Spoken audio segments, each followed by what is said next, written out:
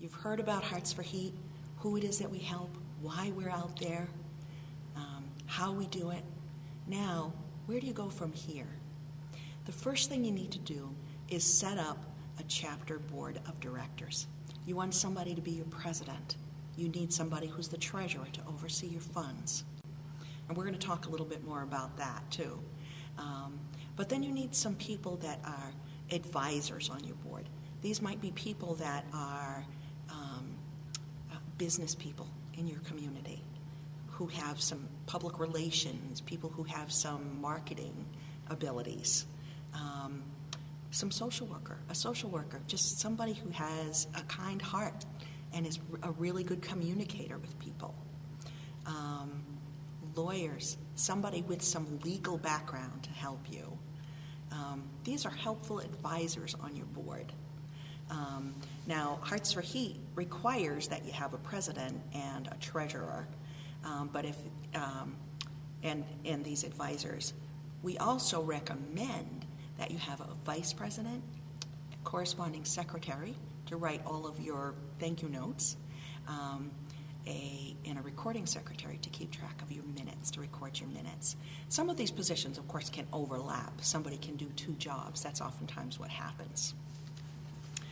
So then the next thing you need to do, you've established your board, read the Hearts for Heat policy manual. It's available here online.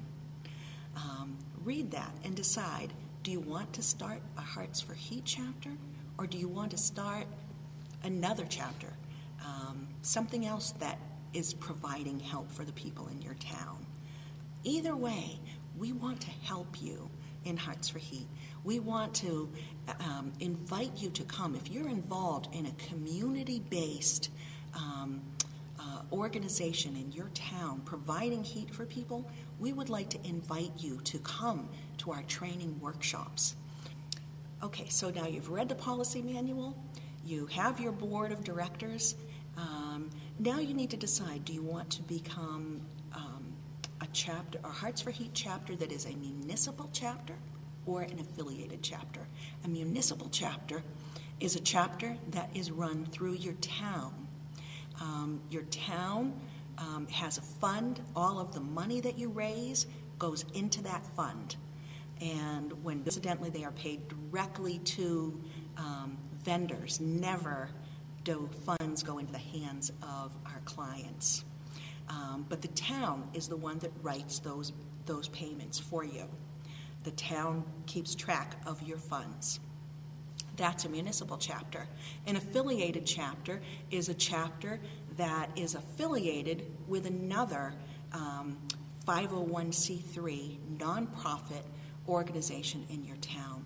Maybe this is a Lions Club. Maybe this is through your Firemen's Association. But it's a like-minded organization in your town that is a nonprofit.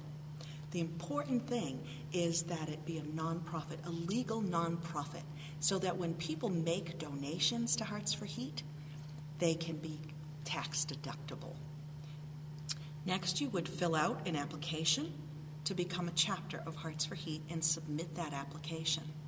And then upon acceptance of your application, the first fundraiser we ask you to do is a community drive. A community drive is when you write a letter to the people in your town and just explain to them first that there is a need in your town. We know that there are needs in every town in the state of Massachusetts. There are people that are surviving winters without fuel. So it's alerting your neighbors, alerting people in your town to this condition. Secondly, you're letting them know that you want to start a chapter of Hearts for Heat. And then thirdly, you want to let them know that they can make donations to this fund and that there's a board that is prepared to be able to go over, screen all those applications and provide funds to provide fuel to the neediest people in your town. And then the final step is to attend a Hearts for Heat workshop. I call it Hearts for Heat 101. And here you'll learn a lot more about Hearts for Heat.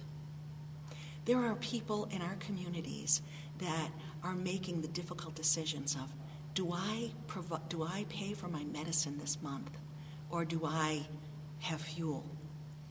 One of the most common stories I hear is of people taking 5-gallon gasoline jugs down to the local gas station and filling that up with diesel fuel, pouring that into their oil tank because that's the only amount of oil that they can afford to heat their homes with.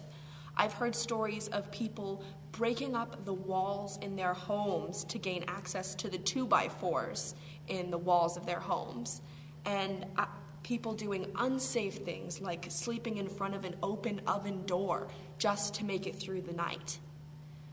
Ladies and gentlemen, I am here to tell you we can change their world. So, I like to think that I'm a world's changer, and our founder and president, Cindy Shea, is certainly a world's changer. And with Hearts for Heat's help, you can be a world's changer too.